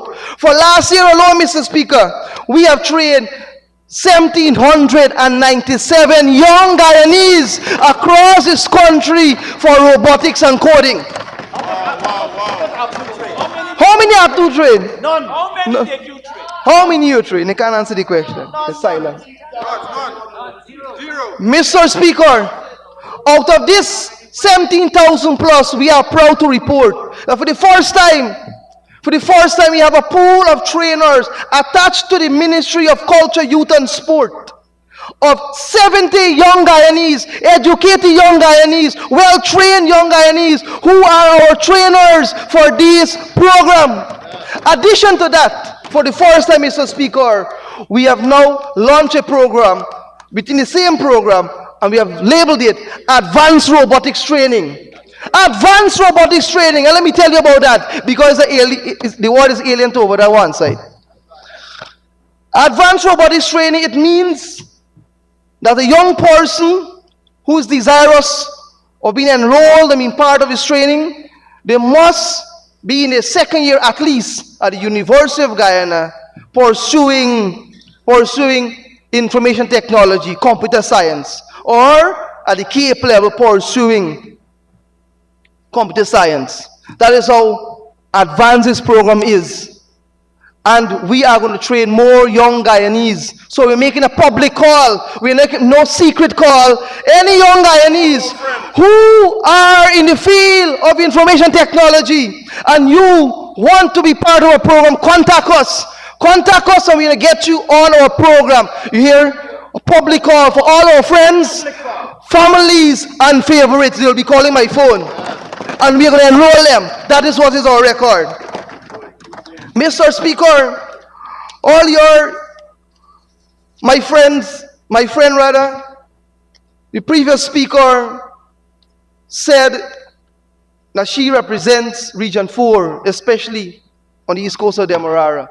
Based on the parliamentary records, I think the opposition has about 4 or 5 MPs who are representing Region 4. Many of them are living on the east coast of Demerara. My question to them, from the time you took office here in this house, how many times you have visited your base? How many times you have visited your base? Never. You go to your base and ask them, without me being here, without me taking this office, I was in their communities, weekly, monthly, talking to them, engaging them, and ensuring that the People's Progressive Party civic policies, programs, and development reach those communities. I did that. And if you forgot where your base is or the communities, let me help you, remind you. Because guess why? When you go for the votes now, they will tell you, no, you have done nothing for them. In their base on the east coast of Demerara, the public record reprove. Minister Edgel is here, Minister Indar will tell you, we have done over 250 roads, Minister, in their base only. Yes, yes. Minister Edgel walked into Buxton and fixed 25 bridges. And they give the contractors in that village the work, public. Then you are on the public record telling Guyanese that we cannot eat bridges and roads. Now go and tell your base that we cannot eat bridges and roads. Go and tell them. Go and tell them. And let's hear what they will tell you. That's why they don't have a base anymore. You don't have a base anymore? That's why they don't have a base anymore. Eat at your base. And let me tell the communities, Melanie, Victoria, Paradise, Beirut, Pleasant, Buxton, BB Triumph, Vigilance, Haslington, and I can go on. The entire East Coast here, your base. And you have failed them miserably. You know why? If you would have fixed their roads when you were in office, we know how to go fix their road. You understand that? We did that. Because you failed to do that. That is on the public record, Mr. Speaker. That is on the public record. We did that. When Minister Edgel went in 2022. On the parliamentary record, your time is up. Mr. Speaker, I would like to ask the honourable member be able to have 5 minutes to continue.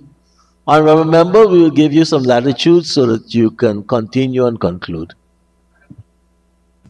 Thank you very much, Mr. Speaker. Thank you very much. Take an hour of my time. Mr. Speaker, when Minister Edgel went into Buxton in 2022, 2 years after we took office, not 1, not 2, not 3, not 10, Chris, 25 bridges need repairs. No one can tell us that in 2 years, 25 bridges were damaged in Buxton. You neglect them. You deprive them of infrastructure development, and we went and rescued them. We did that. We did that. That is on the public record. That is on the public record. Mr. Speaker, I must remind Guyanese. I must remind Guyanese. My duty to remind Guyanese. In 2015, when we were all in the campaign mode, the APNU AFC went with a manifesto. I have it here. My honorable friend, Minister Vikram Bharat, went through your 100-day plan, and now you start a 90-day plan. You could not deliver on the 100-day plan. Now you cut it to less time to 90-day plan. I'm sure the list is longer. Mr. Speaker, let me remind the public a few points in their plan that they have failed to deliver. That's the truth. Failed to deliver. On page 10, listen the heading. The APNU AFC coalition is resolutely, hear the word, a nice big word they put there, resolutely committed to. Listen what they are committed to, Mr. Speaker. Setting Guyana on a path where all Guyanese, regardless of race, geography, can feel fully motivated to be proud of our nation and afforded the opportunity to make meaningful contributions to society while successfully caring for themselves and family. What? You hear what you have to do, and you, with a stroke of a pen, send home almost 2,000 Amerindians, 7,000 sugar workers. How is that related to this point? 1,000 bauxite workers. And 1,000 bauxite workers. Shame. Shame. Listen this one, Mr. Speaker. Shame. Page 11.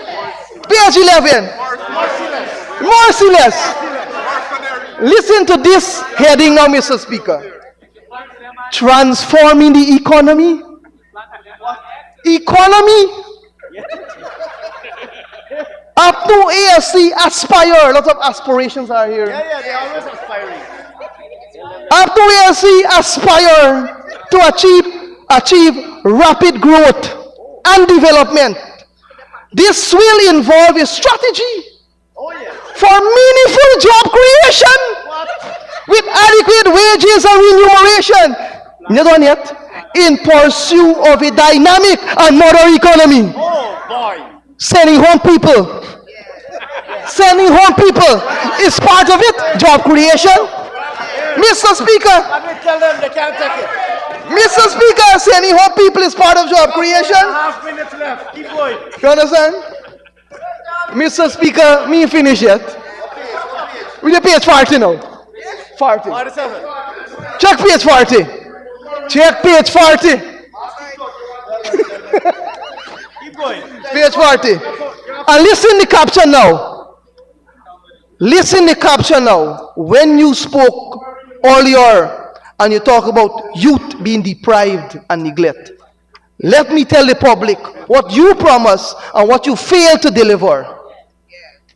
So the caption is, the heading rather, Youth Policy and Development. Oh, and listen your words. Let me remind you of your words.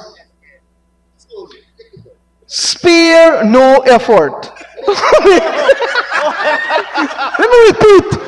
For Guyanese, for the public, for the world to hear your words, not my words. Spare no effort to establish and nurture a vibrant, diversified, skill-intensive, and natural resource-based modern economy capable of satisfying to needs, hopes, and again, aspirations for employment and development of young men and women. What did they do? What did they do? Nothing. Nothing. They send home people, they close on sugar estate, deprive youth of a future in this country. Christopher Jones couldn't get a walk on that, please. He had to write a letter to the papers begging for it. A young man like Christopher Jones couldn't get a walk on that. This is your record. And Mr. Speaker, I can continue on and on. I can read the whole manifesto, but I'm telling Guyanese, you go and read the APNU AFC manifesto, cross-check their record, and when they come to you, ask them what they have done for you. Ask them what they have done for you.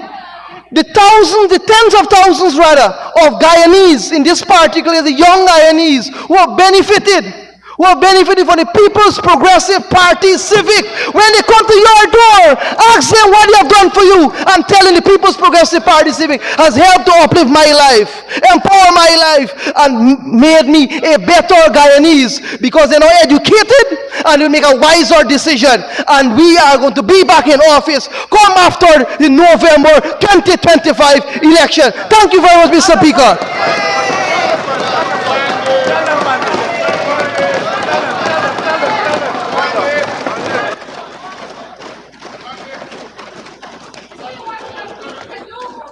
Congratulations, Honorable Member, on your maiden presentation, and we thank you for it.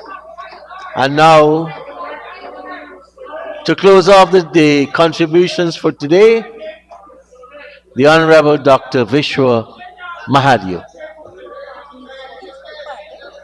Yes, Pandit. Thank you, Mr. Chairman, Mr. Speaker.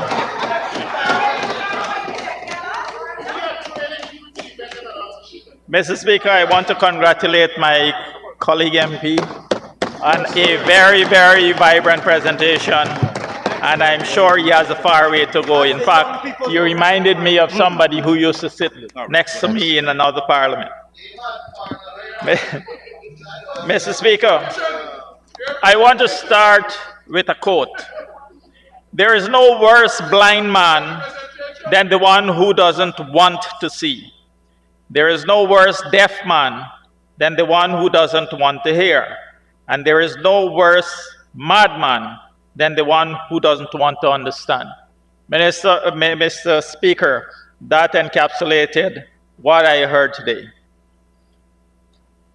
Mr. Speaker, I am proud to contribute to the 2025 budget debate, a budget that was so eloquently presented by our Honorable Minister, Dr. Ashni Kumar Singh, under the theme, A Secure, Prosperous and Sustainable Guyana, a theme that speaks directly to the aspirations of our people and the responsibility of our government under the leadership of President Irfaan Ali to deliver meaningful and, more importantly, sustainable progress to every citizen in every corner of our great country. And I state here and now, Mr. Speaker, that I support this 2025 budget wholeheartedly. I take this opportunity to thank Dr. Ashni Singh and all the hardworking staff at the Ministry of Finance for their dedicated effort to produce this, the largest budget ever, 1.382 trillion Guyana dollars. This budget that will be wrapping up on the promises made by us in our last manifesto. The numbers and allocations in this budget are not just financial figures, Mr. Speaker. They're actually symbols of hope and opportunities for families, communities, and future generations. This budget builds on the foundation of inclusivity, equity, sustainability, and ensures that every Guyanese has access to tools and resources that they need to be healthy, to grow, and to thrive. Mr. Speaker, before I go into my substantial presentation, I need to answer a couple of issues that were raised. Just before me, a speaker mentioned that there is shortage of wheelchairs in a particular facility. Mr. Speaker, in actual fact, we distributed from the Ministry of Health alone over 900 wheelchairs last year. Mr. Speaker, it was also mentioned that we have shortages of nurses and doctors, migration.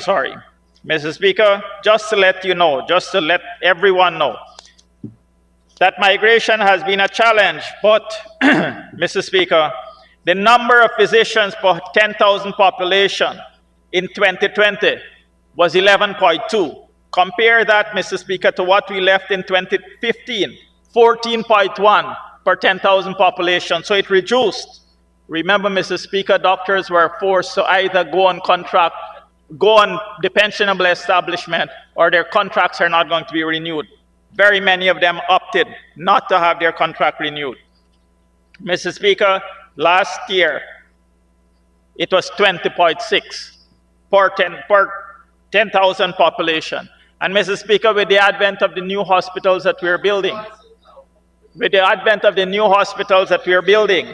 these numbers are definitely going to increase. And to answer my good colleague over there, nurses, well, Mr. Speaker, this year alone, we'll be graduating 800. We'll be graduating 800 nurses. We recognize that there are shortages of nurses, Mr. Speaker. But what did you do when you were in office? What did you do to meet the shortages that were there? Currently, we have over 3,000 nurses in training. And this year, we are going to take in another over 3,000 persons. Mr. Speaker, we have a plan and we are working towards the plan. The only thing that the APNU AFC government did better than us, Mr. Speaker, and they did something better than us. Over 4 years, they had 3 ministers of health. We only have one who's doing a far better job than all 3 put together. So the numbers of ministers of health that they had in their term was definitely bigger. Mr. Speaker, last Friday, a member raised an issue about Port Kaichuma. Port Kaichuma Hospital, they claim that they built it. That honorable member claimed that they built it. And I have here, Mr. Speaker, Port Kaichuma District Hospital, Ministry of Public Health, officially commissioned by the Honorable Balder Lawrence MP on the 24th day of May 2020. About $1 billion was spent here, Mr. Speaker, and I spoke to the RHO, who was then RHO also, All that they were offering was the services of a health center. They had no x-ray, they had no functioning laboratory, no functioning theater. Mr. Speaker, within the first year, the Honorable Minister of Health commissioned the brand new x-ray, the functioning laboratory, and we have a fully functional theater that will go into operation. So, Mr. Speaker, part of the truth doesn't hold water. We have to tell the whole truth. Mr. Speaker, Guyana is definitely going through a phase of development never seen before, a literal revolution. There are vast new possibilities of farming, trade, travel, community development. Due to major investments in roads, bridges, and transportation networks, jobs are open, opportunities are created. Quarantine River Bridge will not only strengthen ties with Suriname, but also position Guyana as a hub for regional trade, fostering economic growth and job creation. Similarly, the Linden to Mabura Road would open areas that were historically isolated.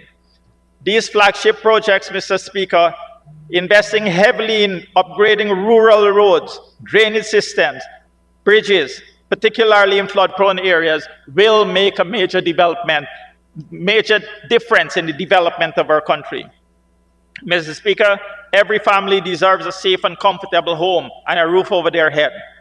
Through this budget, the government will distribute titles to 10,000 homes, and another 25,000 house lots will be allocated. Housing schemes are developed with water, electricity, and modern infrastructure, which will create vibrant communities where children can study and play safely, and families can flourish. Mr. Speaker, I'm one of 3 geographic MPs to Region 6. And Region 6 holds a special place in my heart since I worked there as a doctor for over 21 years. The transformative investments outlined in this budget will address long-standing challenges that we have there, Mr. Speaker. Agriculture, under the watch of our Honorable Zulfikar Mustafa, who's also from Region 6. Agriculture is not just an economic pillar, it is the heartbeat of Region 6. It is the heartbeat of several rural communities. This budget strengthens Guyana's position of becoming the breadbasket of the Caribbean through investments in modern irrigation system, flood resilience measures, and support for farmers to set up shade houses and introduction of aquaculture. New agro-processing facilities enable farmers to create value-added products, increasing incomes and creating jobs. These initiatives will particularly benefit regions like East Berbice Quarantine, where agriculture is a way of life for families. Let us not forget that Region 6 depends heavily on rice cultivation and the sugar industry. And Mr. Speaker, I have to say it. The APNU AFC closed Skeldon and Rose Hall Estate, sending home thousands of workers, putting thousands of families on the breadline, with no attempt to alleviate their suffering. They had a philosophy that they put in action, profits before people's welfare, causing immense suffering. The rice farmers, when they reached out for help from the APNU AFC government, were callously told, rice is not government business.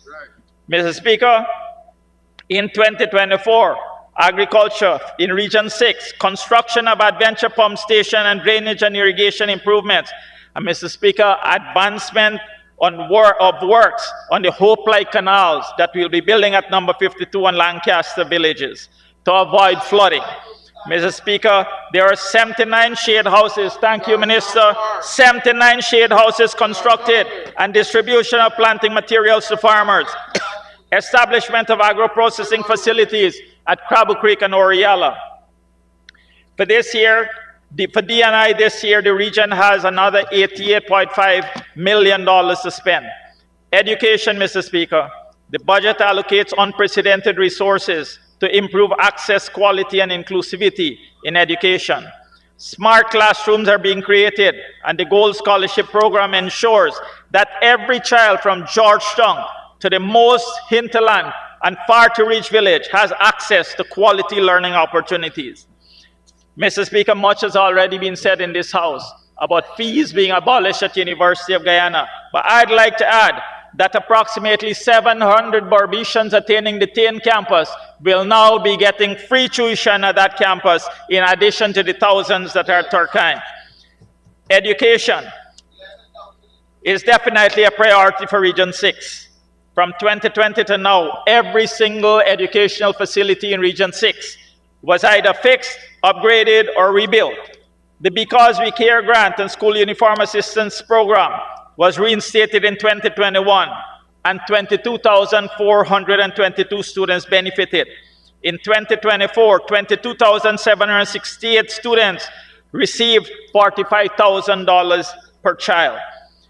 Mr. Speaker, between 2020 and 2024, $3.045 billion was shared out in Region 6 and injected in this region through these programs. 551 teachers were trained in the 4 years, Mr. Speaker, to compare with 2,015 trained teachers in 2024 as for 1,408 in 2020. 3 new schools are being constructed, Albion, Maibikuri, and Oriala. Mr. Speaker, the commencement of the Palmyra to Molson Creek Highway has begun. Negotiations for the new bridges across the Berbice and Quarantine rivers, that is ongoing. 1,485 contracts were executed at a cost of $37.9 billion for community roads across Region 6. So, Mr. Speaker, again, going to what my colleague said, these are all our friends and favorites. Mr. Speaker, completion of the recreational enhancement program at Brothers Village, Corriverton, Lonsdale, and New Amsterdam. The riprap CD fences, where necessary, was fixed. Mr. Speaker, I turn to health. The health of our nation is a top priority. Budget 2025 allocates significant resources to modernize healthcare infrastructure, training of health workers, expanding services, and improving access for all citizens. Mr. Speaker, the construction of new hospitals, new training facilities for health personnel, and upgrades to existing facilities ensure that Guyanese, regardless of their location, have access to world-class health care, including training opportunities. Public health campaigns focusing on chronic illnesses, maternal health, and vaccinations save lives and improve the quality of life for our citizens. The government's commitment to establishing a world-class healthcare system is evident in its focus on modernizing facilities, expanding services, ensuring equitable access to quality care for all citizens. Region 6 is also set to benefit from transformative projects that will enhance the health and well-being of its residents. And going back to the issue of training for nurses, Mr. Speaker, the Honorable Minister of Health, in his wisdom, along with His Excellency the President and the Cabinet, they have started something that is unique in Guyana, never done before: hybrid training. Mr. Speaker, because of this, we could take in thousands of students at the same time. Hybrid training, students study at their own pace using the Coursera platform, and they're working at the same time. So they could study in the evenings, they do their exams, and Mr. Speaker, simulation centers have been set up in regions so that the students, when necessary to do the practicals, they could go to the simulation centers, and they could also go to the hospital to get their practicals. So, Mr. Speaker, we are catering for the future.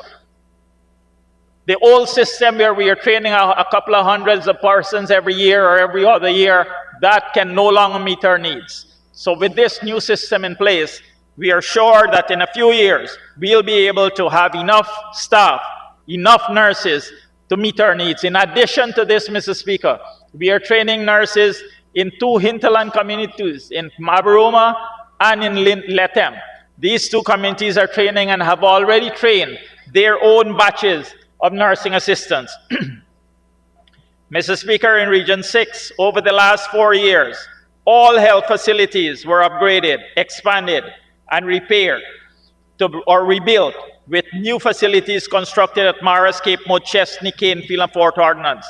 Dental services were expanded in Region 6, with new clinics at number 64 Health Center, Cumberland, and Brothers Health Center. Digital x-rays were set up in New Amsterdam, Maibikuri, and Port Moran hospitals. Work has already started for a new state-of-the-art $162.7 million New Amsterdam Regional Hospital. We are near the completion of construction of the US $30 million number 75 hospital, which will become operational later this year, Mr. Speaker. This new hospital will have a 75 inpatient bed capacity, 3 fully functioning, fully equipped operating theaters, modern laboratory facilities, a CT, and other diagnostic capacity that we do not currently have. This hospital will serve residents in the East Berbice quarantine and also persons who have been accessing services from across the border. Mr. Speaker, works are advancing on the New Amsterdam Health Sciences Training Facility for nurses and other personnel. We have started offering telemedicine services at all 3 of our riverine communities, Oriala, Sipruta, and Baracara, Mr. Speaker. I pause to remind this House that successful health programs that were in place in Region 6, such as the home-based care program, which took care of the incapacitated and the bedridden, the men's health program and the care of the elderly program, among others, were stopped as soon as APA and UAFC took office in 2015. Sir, these programs are very successful, so much so that the elderly care program was recognized as one of the 60 best practices in the world and was written up and published in a book. This book here, Mr. Speaker, Health Systems Improvement Across the Globe, Success Stories from 60 Countries. The title of the chapter was Guyana, Holistic Geriatric Mega Clinics for Care of the Elderly in Guyana. Mr. Speaker, we have reintroduced this program.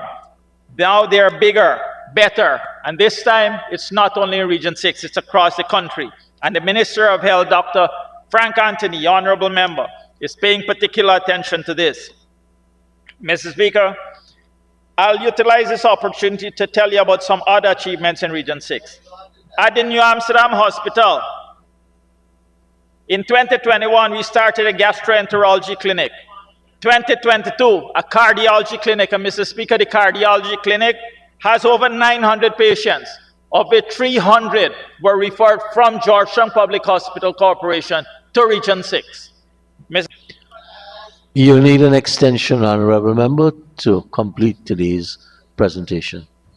Mr. Speaker, I'd like to ask for 5 minutes for the honorable member to continue his speech, conclude his speech. Thank you, honorable minister. Honorable member, you may continue and conclude. Thank you, Mr. Speaker.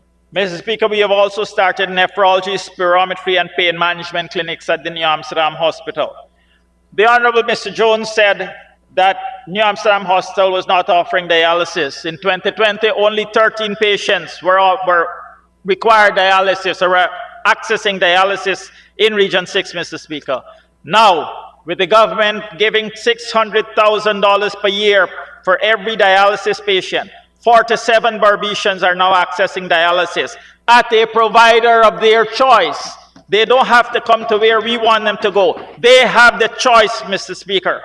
Additionally, if a person is admitted and needs urgent dialysis, we pick up the cost. Mr. Speaker, I really don't understand the issues about the 10,000 voucher per person for screening tests. This is just a common sense issue. Isn't it better for persons have a choice to go to whichever licensed provider they may want to go to for the service? Whether it's a health checkup, an eye test, or an HPV screening, this government supports that. Mr. Speaker, we have done a good job. Is everything perfect? No. We are still striving to better, to improve, and that is what this budget is all about. Mr. Speaker, this country was totally in shambles after the APA and UAFC took office. Like a hurricane, they swept through and destroyed everything. Mr. Speaker, the theaters at National Ophthalmology Hospital were non-functional.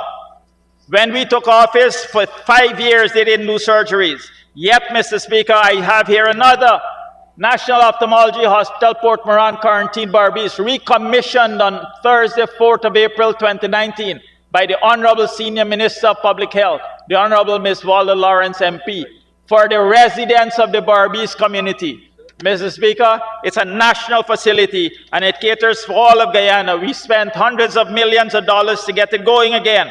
And so far, we would have done over 3,700 surgeries at that facility from all the regions in Guyana.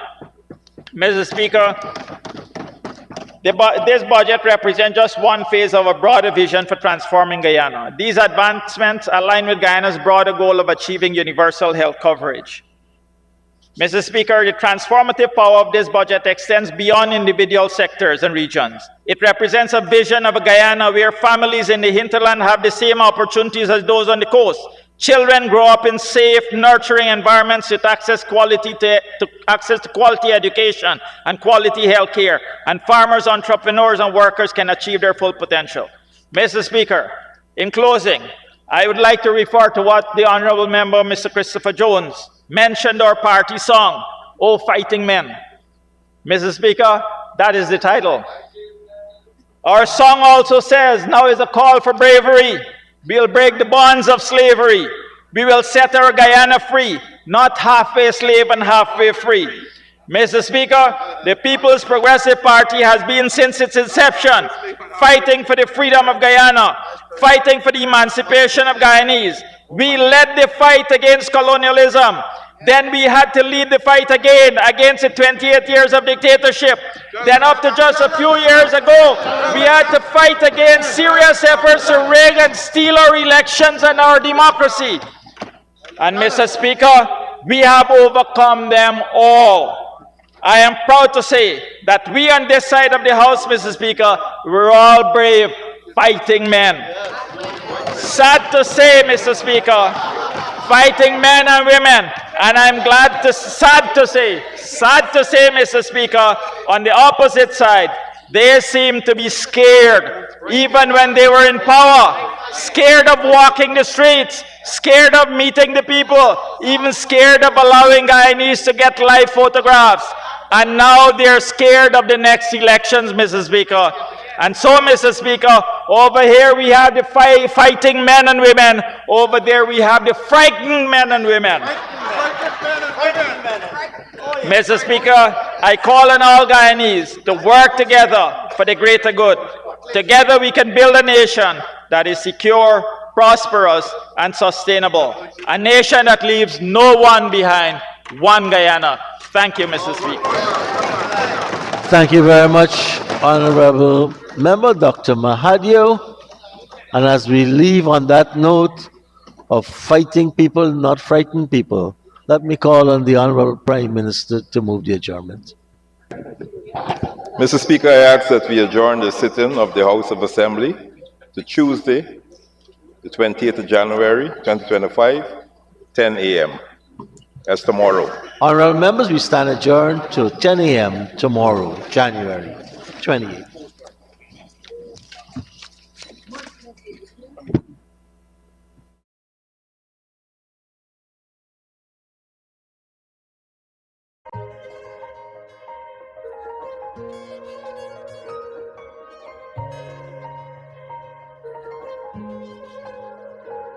We are a peaceful people. Struggle is with struggle, and we don't look for trouble. Just ask around. But when outside faces from foreign places talk about taking over, we ain't backing down.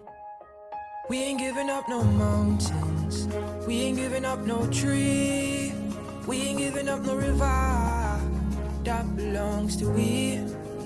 Not one blue sake, not one rice grain, not one karage, not a blade of grass. This land is all I know. We gonna make it somehow. We will bend like a bow and never break. Our fathers came here and they lived and died here, and we ain't moving nowhere. Make no mistake, 'cause we ain't giving up no mountain, we ain't giving up no tree, we ain't giving up no river that belongs to we.